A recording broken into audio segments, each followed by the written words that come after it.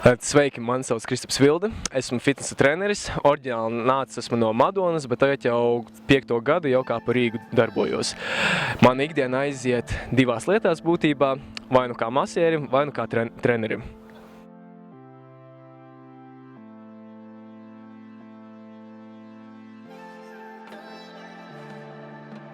Un tāda tās pats svarīgākā informācija, laikam, kādēļ šeit esmu, ir tas, ka esmu viens no retajiem vegāniem atlētiem Latvijā.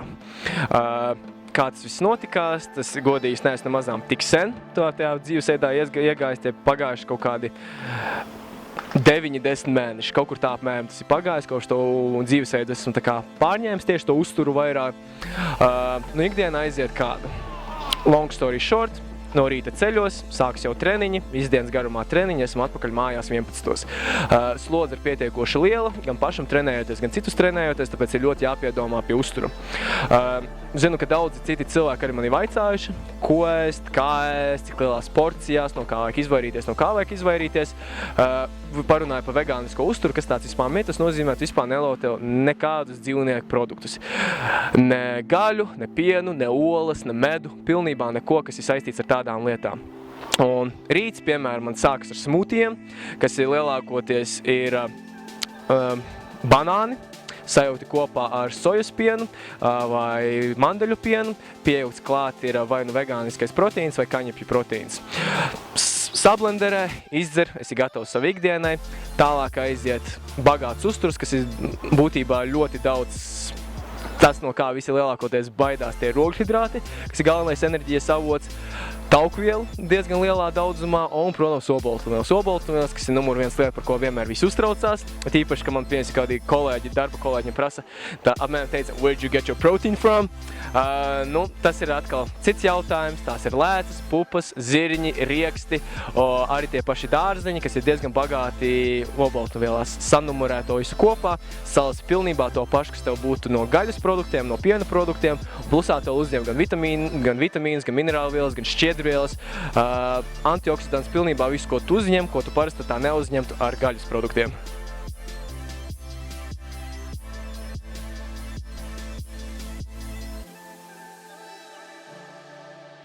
Runājot par veģetāriešiem un vegāniem, ir būtībā viena lielā iezīme. Veģetārieši viņi uzturā izmanto tāpat piena produktus un olas. Vienīgais, ko viņi neizmanto, tā ir gaļa. Tas ir vienīgais produkts, ko viņi neizmanto. Tāpēc veģetārais dzīvesveids ir būtībā tāds starposms, ka tu pārēji uz kaut kādu vegānisko dzīvesveidu. Jo tu vienkārši atsakies no gaļas. Tā kā zinu, ka man daudz pazīstamie sportisti vienkārši atteikušies no gaļas, bet ikdienā uzņem tāpat kaut kādus biezpienus, sierus, sviestus un tā tālāk, kā oboltumvielu avotu, kā tauku avotu un kā enerģijas avotu būtībā. Atšķirība citādākā veidā, vizuāli tas bieži vien ir redzams, piemēram, kurš ir veģetārietis, kurš ir vegāns, tas ir bieži vien uzreiz ir redzams, bet tādas kaut kādas lielākas vēl citas pārmaiņas ir tikai tas, ka vegāni tiek uzskatīti par lieliem ekstrēmistiem, kas vienkārši vispār neko nelieto. Vizuāla atšķirība ir tāda, kas vienmēr pasmējos, tu neredzēsi ir resnu vegānu. Tā ir pirmā lieta, ko tu nekad neredzēsi, jo cik mēs iedziļinamies tajās produktos, ko mēs ēdam, tad kaut vai paņemam piena produktus, kas vienkārši, pilni ar dažādiem hormoniem. Teiksim vienkārši to tā. Un hormoni to nodara atkal citas lietas mūsu organismam, kas bieži vien ir tīpaši sievietēm, kas vēlas atbrīvoties no kaut kāda liekā kilogramiņa, tas liekais estrogēns, kas tajos piena produktos ir, viņš vienkārši nelaidīs tos tauku produktus, vienkārši neizdalīs no ķermeņa ārā kā enerģijas avotu. Vegāniem atkal no otras puses tas, ka tas uzturs ir diezgan bagāts tieši ar ogļhidrātiem. Ogļhidrāti kā vieglākais, vispār uzturvielas materiāls, kas kādi mēs viņu varam sašķelt reiz organismā. Līdz ar to tā vielmaiņa tiek būtībā stimulēta, viņa paliek vien ātrāk un ātrāka. Un ko nozīmē ātra vielmaiņa? Tas, ka tu būs tev viss tas slaidējs augums, ko tu tik ļoti vēlies. Jo mēs to arī dažiem izņēmumiem, protams, kuri tīri iet uz to, lai pieņemtos svarā, tieši ar lieko svariņu. Tas ir cits variants, bet galvenais ir tas vizuālais. Tu vizuālo redzēsi kaut vai vaidziņos, man liekas, ja nebūtu bārda, tieši tas pats būtu redzams, ka vaidziņi tādi ir iekrituši, un ar visu pārējais augums viņš tāds, šķiedrainitāts izsausināts ir. Spēks vēl joprojām ir daudz, bet enerģiju tu uzņem citādāk, un nav nekādas liekās ūdens aizturīts, nav arī liekās tauku rezervju uzglabāšanas. Tas galvenais ir.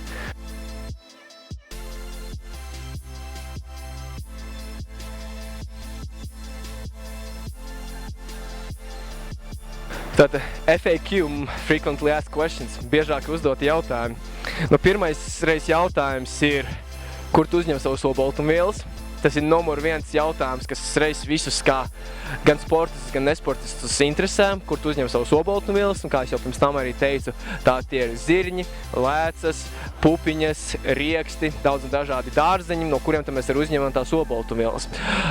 Nākamais jautājums ir, vai tavs D3 un B12 vitamīns ir normas robežās. Jo tie ir tie vitamīni, ko mēs parasti uzņemam teorētiski no gaļas produktiem. Jā, viss ir normas robežās. Ja kādreiz kaut kas tāds trūks, D vitamīnu mēs uzņemam ārā no saulītes. Ja vēl ir daudzi citi produkti, kur mēs to varam uzņemt paši, jūs tā kā arī uzņemt no papildus pie tiem pašiem uzturbagātinātājiem. Tas ir vēl viens, D3, B12. Vēl viens jautājums par to, vai nekrītās spēks. Jā, kritās. Pašā sākumā kritās spēks, bet tas bija tādēļ, ka es vispār nesapratu, ko ēst, kā ēst, kādās porcijās ēst, kādās kvantitātēs ēst. Bet, kad tam visam piešāvos klāt, tad līdz ar to viss atkal sāk uzlaboties un tas spēks tieši pretēji sāk augt. Atjaunošanās process arī bija pavisam arī īsāks, ka ātrāk varēja atjaunoties. Vēl viens jautājums ir, kādi vēl ir. Jautājumi vēl ir tādi arī, protams, vai es esmu tā kā fanātiķis tajā ziņā, ka, piemēram, vai es tur arī pret visiem ādas izstrādājumiem, vai es tur citus cilvēkus nezombēju un tā tālāk un tā tālāk. Protams, ir kā ir, ka, piemēram, tur ādas izstrādājumi, kas jau man bijušas, viņus vēl projām izmantoju. Jaunus es nepērku, protams, arī tur cita pavisam teorija klāt, tikai tādēļ, ka vienmēr tie dzīvnieki kaut ir rūpējuši. Protams, lielākajai daļai vienkārši ir ziņkāra. Kādēļ? Kādēļ tu to visu sāki darīties? Atkal, lai neizplūstu pārāk gari, tos izsāku darīt lielākoties veselības apsvērumu dēļ. Jo mēs visi zinām, ka tie paši gaļas produkti, piena produkti, viņi nav tās augstās kvalitātes, kā mēs viņus vēlētos, ja mēs pirktu kādā lielveikalā.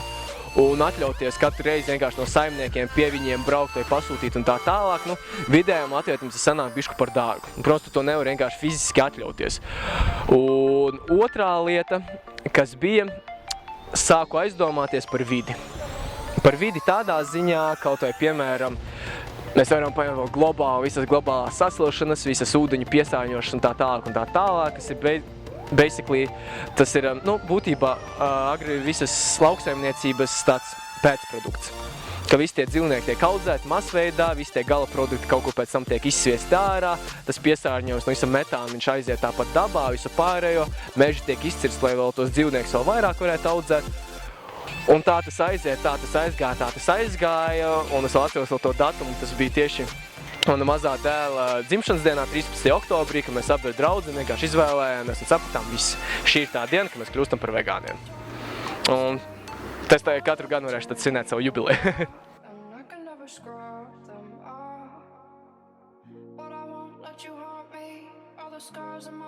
Runājot par, teiksim tā, par minoritāti, tagad, kas atrodos tā kā minoritātes grupā, es teikšu godīgi, ja godīgs pat nejūt nekādu atšķirību. Jo, piemēram, man tā sajūta jau ir bijusi vienmēr par to, ka es vienkārši nelietoju alkoholu. Un tas ir bijis vienmēr, tev draugi tev blakus dzer, tu nedzer, tu paņem vienkārši kaut kādu savu laimu ūdeni satais un to dzer līdzi. Teorētiski tie ir tas pats, man ir cita lieta, tas, ka man lielākā daļa tagad draugi arī kaut kādi vai veģetārieši vai vegāni ir, tad līdz ar to es kaut kā izvairos no šīs grila sezonas un visiem sašļikiem un tā tālāk. Vienīgais jā, kas bieži varbūt ir, kad tas ir ļoti izsalcis tikko pēc treniņa, tev ir bijis kāds treniņš, piemēram, Jūrmalā, un tur viss smaržo pēc sašļika. Protams, tā ir cita lieta, tu šeit tā smaržu, ka vienkārši tev gribas kaut ko apēst. Bet tad atkal sanāk otra lieta, tur draugiem aiziet pārēst, tu paņem savējo, viņi paņem savējo, tu paskaties to gaļas plācinīti. kaut kā vairs nesaista, tiešām vairs nesaista. Vairāk es pietrūkst, tikai bez kaut ko pagraust, un tad paņem sauju riekstu un vienkārši aprī riekstus.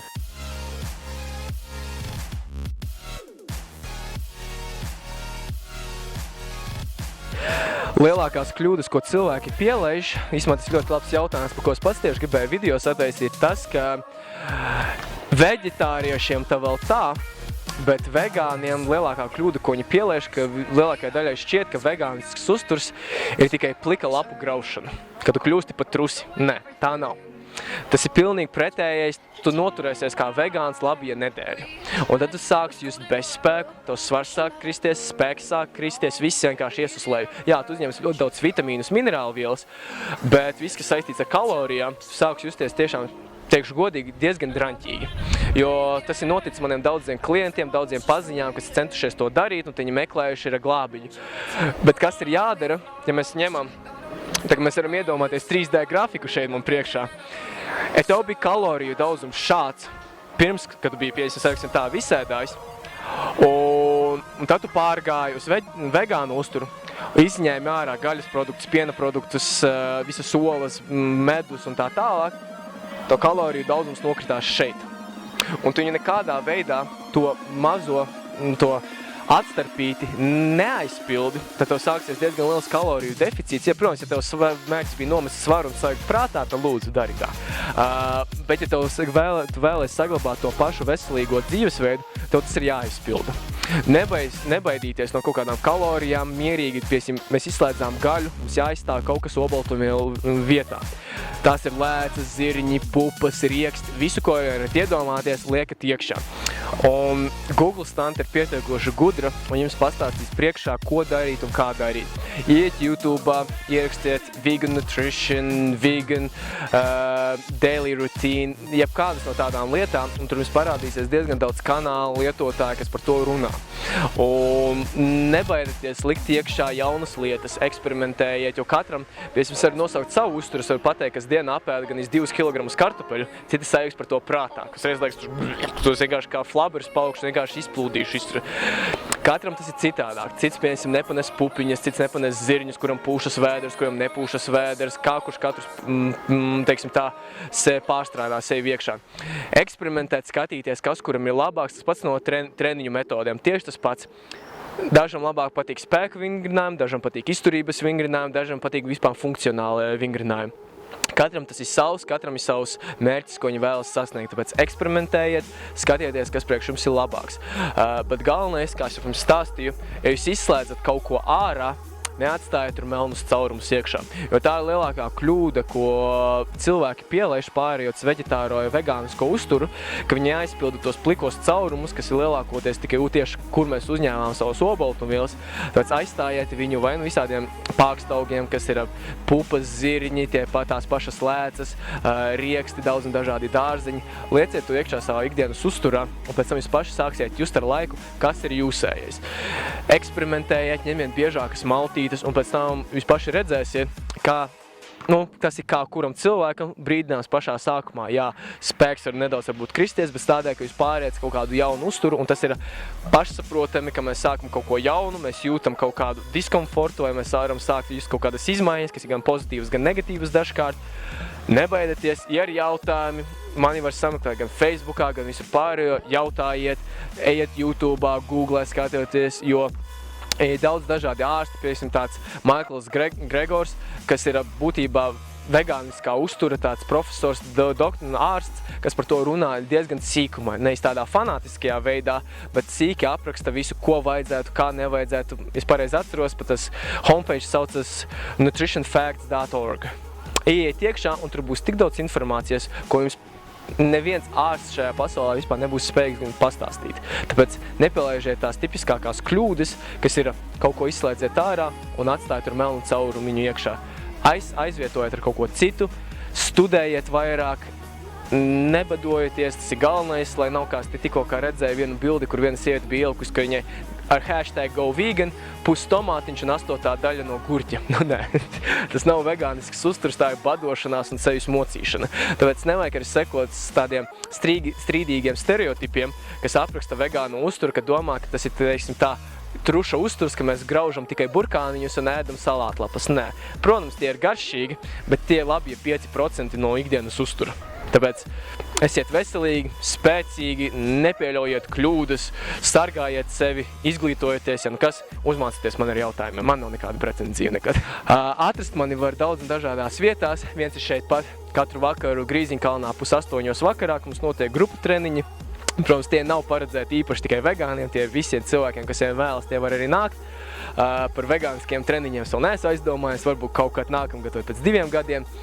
Otrs ir Facebookā. Ierakstot Kristaps Vilde, un vai nu man rakstot patieši uz manu profilu, un vai uz manu fitnesa page, kas arī būs Kristaps Vilde, Fitness, Wellness and Spa.